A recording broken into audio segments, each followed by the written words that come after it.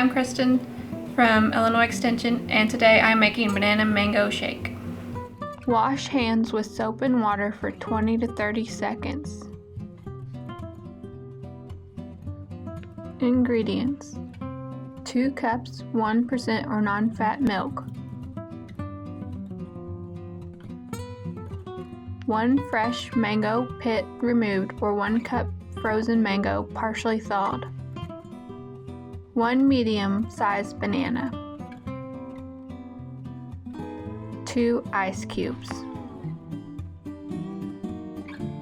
Place all ingredients into a blender and secure the lid on top. Blend until smooth and foamy.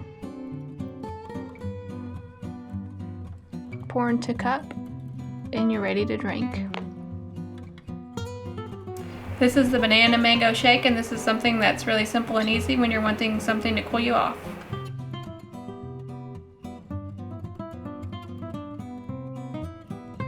Eat, Move, Save.